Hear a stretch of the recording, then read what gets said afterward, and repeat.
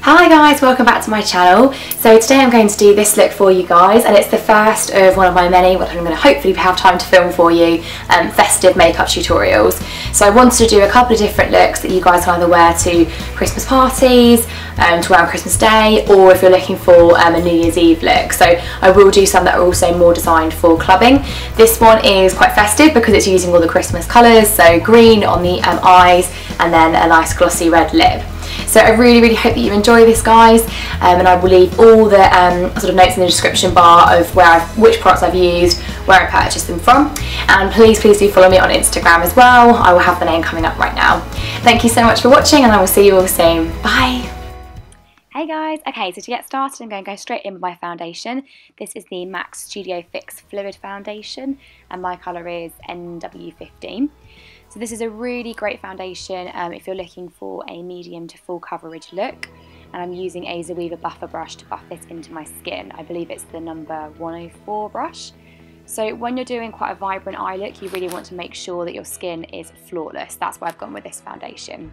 So to prime my eyes, I'm going to use a MAC paint pot in the colour Painterley. This is just a really skin coloured base eyeshadow. You can use any eyeshadow eye primer for this look, but I've just chosen to go with Painterley.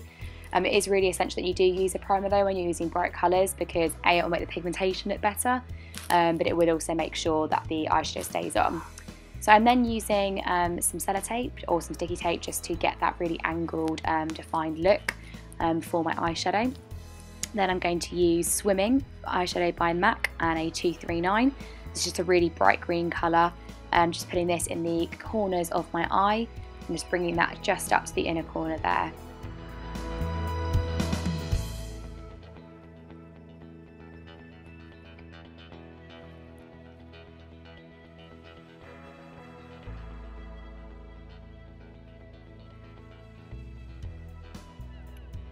And then just taking that same colour again onto the other eye, just in that inner corner, just sort of focusing that bright pop of green colour there. Then taking Green Smoke, also by MAC, on the same 239, and then just putting that just next to that Swimming colour. So this is sort of like a smoky green shade, and that's sort of the look that I'm going for, is almost like a green smoky eye, which I think will look really festive.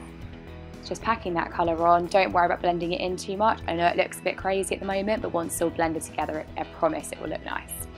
And then just taking Humid, again by MAC. This is just a really nice forest green colour, and just taking that right up to where that sticky tape is, and then when you take that away, that'll give you a really nice defined angle, and then just meeting that up to the crease and in with that green smoke. And then just doing the same on the other eye. Just making sure that sort of outer corner is all filled in with the nice forest green colour. Then I'm taking a MAC 217, any fluffy blending brush will do, and then it's going to blend all these three colours together. So starting with the crease, just to make sure there's no harsh lines there, just making sure that they're all blended into one another, so just running that brush across the mobile lid.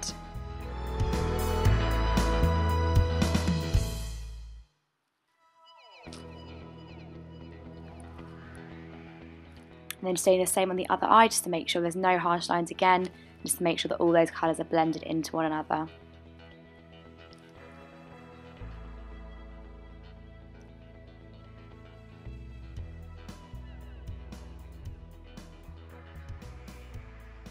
Then taking a Sigma E40 brush. Now this brush is just a slightly larger blending brush, and I'm just going to use this just on the outer corners and on that crease, just to make sure that, just to doubly make sure that there's no harsh lines. There shouldn't be anyway if you've blended properly with the 217, but this is just an extra step, just to make sure that it looks seamless. So when you take that tape away, you can see that's a really nice defined line there for you. Then I'm just going to use some gel eyeliner. This is one by Maybelline, which is their Drama Gel Eyeliner, and a Real Techniques silicone liner brush. This is my absolute favourite brush for eyeliner because it's so easy to use. Obviously it's quite a long brush, so you get quite a lot of control with it. Because it's made of silicone, you don't have that problem where it gets clogged up with lots of gel. Whereas I often find with the ones with bristles that often the problem is it gets really blocked up and then really hard to use. So I'm literally just lining my upper lash line with the gel eyeliner just to make it look a bit better with when I put my lashes on. You could go and do a flick here at this point, but I'm choosing not to because I just don't want the look to look too harsh. Then just going in with a coat of mascara. This is the Jordana Extreme Best Lash Mascara. This is a really great mascara to use on its own anyway. And if you didn't want to put lashes on at this point, you could just leave it and just put a few more coats of mascara on. I'm just putting a few coats on so that my natural lashes then look more seamless with my false ones. So these are the Naturalites by Eylure. I'm just using the glue that it comes with. These are my absolute favourite eyelashes to use. They're so easy to work with. And the band is really thin but also really easy to bend, so it can really fit around any eye shape. So I'm just popping that eyelash in the middle of my eye, leaving it for a couple of seconds to let the glue set. And you can see straight away the difference just having that lash on makes. And then I'm just going to tuck in the corners. You can use tweezers to do this. I just find it easier just to use my fingers just to push those corners in. And then just making sure that they are completely onto your eye and obviously comfortable as well. That glue will dry clear, so you don't need to worry about that. And just doing the same thing, just popping that lash on in the middle. Before you go on and pop the lash on, do make sure that you've left a couple of, about 30 seconds or so for the glue to go tacky, because I think the mistake a lot of people make is putting their eyelash straight on with wet glue and it just slides around all over the place. So then moving on to brows, I'm just taking a spoolie just to brush out my brows just to make sure they're all facing the right way. And then I'm going to use the Anastasia Beverly Hills Dipbrow pomade in soft brown and a MAC 266 brush. I'm going to film a more in-depth brow tutorial for you, so I'm going to speed through this. But basically all I'm doing is just defining that sort of bottom line and then filling in where I've got any sparse hairs. I do have quite thick brows, so it's just really mainly filling in any gaps where my hairs just don't really grow. And particularly on this eyebrow, for instance, my arch is sort of not quite as defined as the other one. So I just like to use the Dipbrow just to fill that in slightly, just to make them more full and just to define my face. Then I'm going to also use the Anastasia Beverly Hills brow gel. This is the clear brow gel and it's really, really good. It literally is like putting cement on your eyebrows, and I really, really need this because my brows are really long, so they do fall all over the place if I don't put brow gel on to set them in place. So just brush that through like usual. Then I'm going to use a black eyeliner. This is the Rimmel Kohl Gel eyeliner. And then moving quickly on to concealer. This is the Benefit Stay Don't Stray concealer.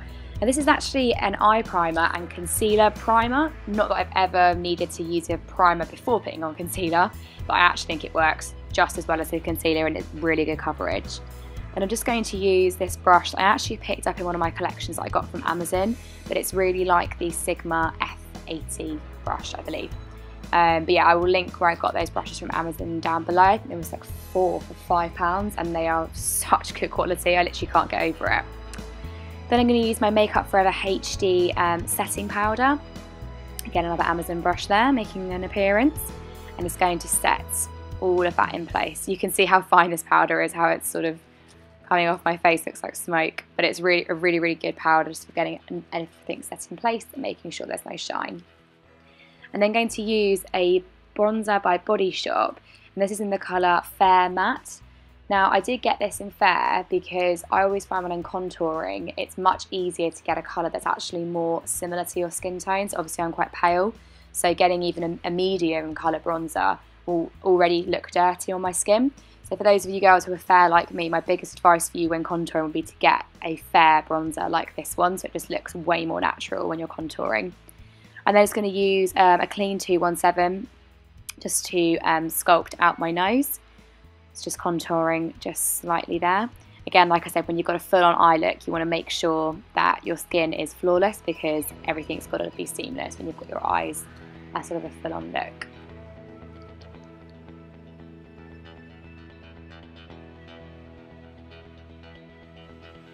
I'm then going to take this blush by MAC and it is in the colour Petal Power. This is one of their new mineralized blushes and is perfect again for a fair skin tone. It's sort of like a dusty goldy rose.